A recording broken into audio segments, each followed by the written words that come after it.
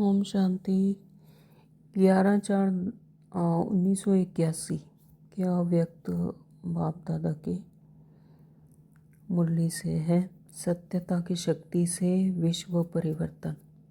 इसमें बाबा ने सत्य के 2 अर्थ बताए हैं। सत्य के 2 अर्थ हैं, एक सत्य अर्थात सत्य और दूसरा सत अर्थात अविनाशी। तो बाबा कहते हैं कि 2 बाप सत्य भी हैं और अविनाशी भी हैं।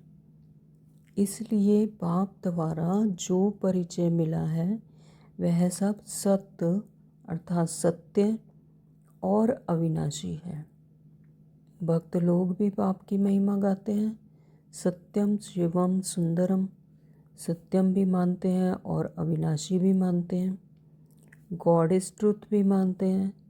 तो बाप द्वारा सत्यता की अथॉरिटी प्राप्त हो गई है।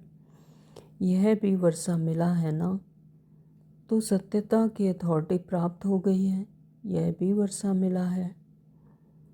सत्यता के अथॉरिटी वाले का गायन भी सुना है।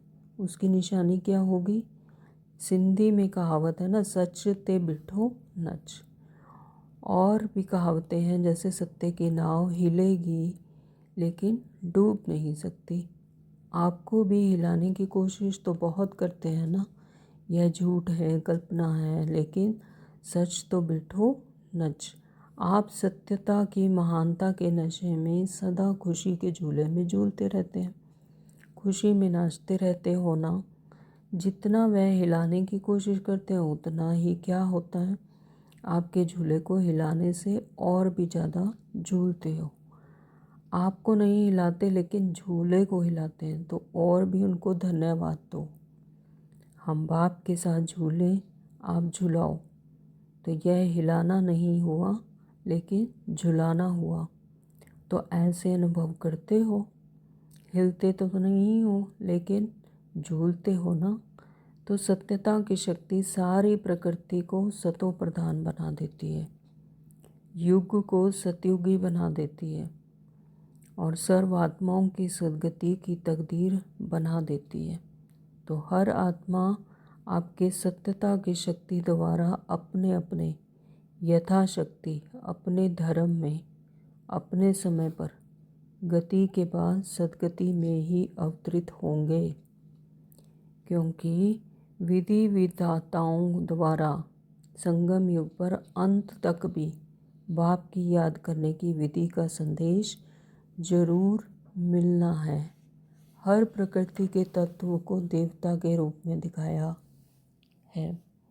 देवता अर्थात देने वाला। तो अंत में यह सब प्रकृति के तत्व भी आप सबको सहयोग देने वाले दाता बन जाएंगे। यह सागर भी आपको सहयोग देंगे। चारों ओर की सामग्री भारत की धरनी पर लाने में सहयोगी होंगे। इसलिए कहते हैं कि सागर ने रत्नों की थालियाँ दी।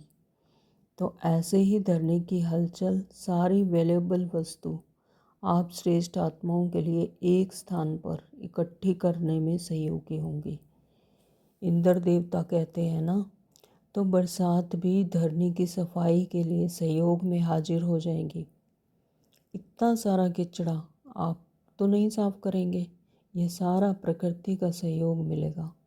कुछ वायु उड़ाएगी, कुछ बरसात साथ ले जाएगी। अग्नि को तो जानते ही हो। तो अंत में यह सब तत्व आप श्रेष्ठ आत्माओं को सहयोग देने वाले देवता बनेंगे और सर्व आत्माएं अनुभव करेंगी। फिर भक्ति में जो सहयोग देने के कर्तव्य के कारण देवता बने, उस कर्तव्य को का अर्थ भूल देवताओं का मनुष्य रूप में दे देते हैं।